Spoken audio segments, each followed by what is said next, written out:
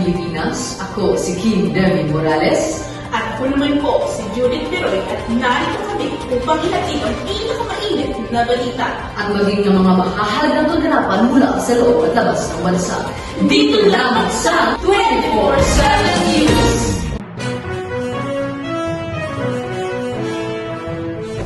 Matinding pagbaha at ulan dulot ng Bagyong Bervena naging dahilan ng paglikas ng mga residente mula sa Santiago at Luzon del Norte. Ang departamento ng siyases na gumang Norme Individual sa larong volleyball sa kategoryang panlalaki.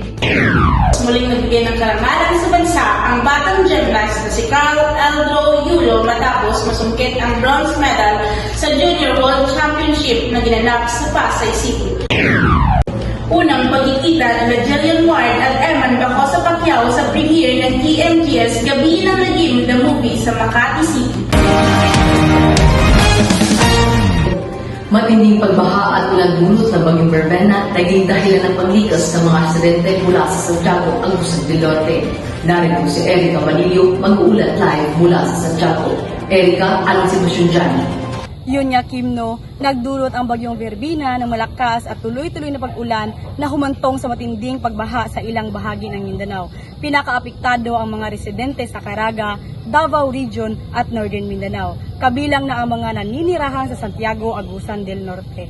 Naganap ang matinding pagbaha sa mababang lugar at komunidad na malapit sa ilog ng Caraga, Davao Region at Northern Mindanao. Kahapon, Nobyembre 24 sa taong ito, nagsimulang pananalasa ng Bagyong Verbena mula hating gabi hanggang sa sumunod na umaga. Dahil sa tuloy-tuloy na malakas na ulan na dala ng Bagyong Verbena, mabilis na tumaas ang level ng tubig sa mga ilog at bumaha sa mababang lugar. Ang biglaang pagtaas ng tubig sa Asiga River ang naging pangunahing dahilan ng pagkabahala at paglikas sa mga residente. Isa sa mga nakapanayam naming residente na si Miss Wami Magan na nagbahagi ng karanasan sa biglaang pagtaas ng tubig sa Asiga River. Posibleng paglikas dahil maaaring tumaas ang level ng tubig sa Asiga River anumang oras. At agad naman kaming lumigas nung napansin na namin tumaas na nga ang tubig doon sa may Asiga River. Sa ngayon, humuhupa na ang tubig sa mga ilog at nakadaan na ang mga sasakyan. Nagsiuwian na din ang ibang mga residente sa kanilang mga bahay. Ngunit, may ibang nanatili pa sa evacuation center. Ganito mayroon lamang akong katanungan. Mayroon ba isinagawang hakbang ang mga lokal na otoridad sa mga nasalanta ng bagyo? Ayon sa mga lokal na otoridad, patuloy na nagbibigay ng mga disaster response team upang matulungan ang mga naapektuhan. Inasahan ding magbigay ng relief operations ang pamahalaan at iba't ibang organisasyon para sa mga nasalanta ng Bagyong Verbena. Erica, mayroon bang naitalang nasaktan sa naturang bagyo? Ayon sa report, wala namang naitalang nasaktan o nasawi sa pagtaas ng tubig baha. Back to you, Kim. Maraming salamat, Erica. Samantala, nagwagi naman ang departamento ng siyases ng buwang Norme Individual sa larong volleyball sa kategoryang panlalaki. Ito'y ginanap sa bayan ng Kabalbalan Covered Court Barangay 7 na pinangunahan ni Kian Nahi. Narito ang report. Nanalo ang departamento ng SIA sa isinagawang Norme Intramurals sa larong volleyball sa kategoryang panlalaki. Kaharap ng SIASMEN ang mga manlalaro sa senior high school. Isinagawa ang laro sa Barangay 7 Covered Court Bayan ng Kabalbaran noong October 29, 2025. Nagsimula ang laro sa alas 9 ng umaga hanggang sa alas 12 ng tanghali. Nagpapakitang gilas ang mag-aaral ng SIA sa laban nila para sa pagkamit ng pagkapanalo at mas nanginginit ang labanan dahil sa palaban din ng mga kalahok ng senior high school.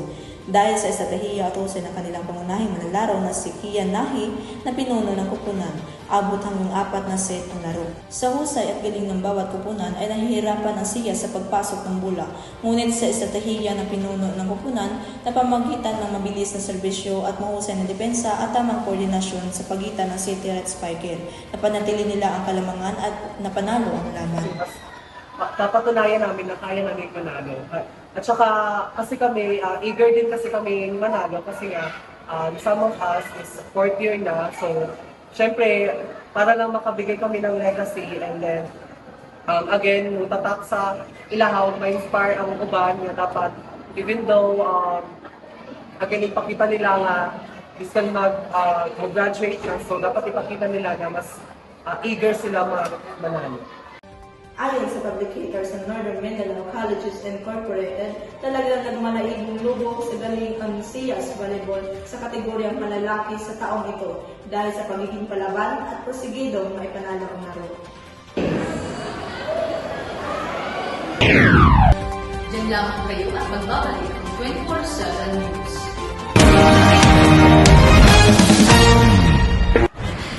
Pagod? Stress? O walang gana? Tatrabaho katawan mo ay ganado, pati isip mo ay lisot, puyat pagod naglalaho. Hataw sa energy system, hataw sa speaking, hataw sa sikap, hataw sa energy, hataw sa sarami sa spinning. Paalala lang po, ang STEAM ay hindi para sa lahat at bawal ito sa mga bata. Para sa Balitang Sports, muling nagbigay ng karangalan sa bansa ang batang gymnast na si Carl Aldo Gulo matapos masunggit ang bronze medal sa Junior World Championship na ginanap sa Pasay City. Magbabalita, Corinne Rose Roman. Nakamit ni Carl Alroyulo ang bronze medal sa Sinagawan 2025 third FIG Artistic Gymnastic Junior World Championship sa larong floor exercise final. Kaharap ni Yulo ang mga husay na junior gymnast mula sa China, Italy at iba pang kalahok sa bansa na naturang kompetisyon. Isinagawa ang paligsahan sa Newport World Resort sa Pasay City noong November 23, 2025 sa araw ng Linggo. Nagsimula ng alas 3 ng hapon, ginanap ang laban kung saan nakuha ni Yulo ang bronze medal. Floor exercise competition. Nagpapakitang gilas si Carl Edroyulo sa laban matapos ng 6 na buwang masinsinang pagsasanay sa Japan sa ilalim ng coach na si Munehiro Kugimiya sa husay at galing na sa pag-execute ng routine, sa malinis na landing at sa disiplina mula sa kanyang matinding training ay napanatili ni Yulo ang mataas na puntos. Sa estratehiya ng kanyang coach na nakatuon sa bilis, kontrol at wastong pagdaos ng bawat galaw, nagawa niya makipagsabayan sa mga kalaban at nasungkit ang Bronze Medal Award. Ayon sa Tala ng Sport Pilipinas, talaga nag-angat ang pangalan ni Carl Alroyulo ngayong taon dahil sa kanyang determinasyon at pagiging porsigido na maipanalo ang bansa sa international competition. Nakatakda rin siyang muling sumabak upang makuha ang pwesto sa vault at horizontal bar sa darating na November 24. Unang pagkikita ni Jillian Ward at Herman Bacosa Pacquiao sa premiere ng TMGS Gabi ng Lagim the Movie sa Makati City. Ito'y nag-viral at umabot ng 14 na million views sa Instagram. Narito si Jeremy Papatang magbabalita.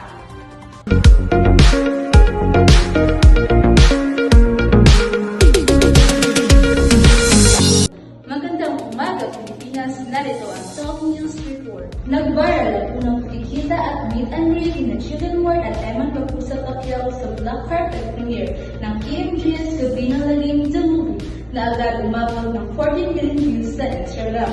Ang mga tampok sa dita ay star Eugene na si Jillian Ward at ang young boxer at ang bagong sparkle artist na si Herman Bacosa Pacquiao na anak ni Manny Pacquiao. Naganap ang Pilipinas sa black carpet premiere ng KMGS Gabi ng Lagim the Movie sa Makati City. Nagkita ang dalawa sa black carpet premiere noong November 26, 2025 kung kailan ginanap ang opisyal na pagpapalabas ng pelikula. Dumalo si Eman upang surprisahin si Jillian at dahil sa kanilang natural na chemistry at sweet interactions, tulad ng pagbibigay niya na encouraging message kay Jillian, nagpasabog ito ng kilig sa mga fans dahilan upang mag-viral ang video. Naging makabuluhan ang unang pagkikita dahil bumiyahe pa si Eman mula Cotabato para surprisahin si Jillian at nagpakita ng saya at kilig si Jillian dahil hindi niya inasahan ang pagdating ng young boxer. Na-capture sa video ang kanilang pag-uusap, lambing at reactions na agad kumalat online.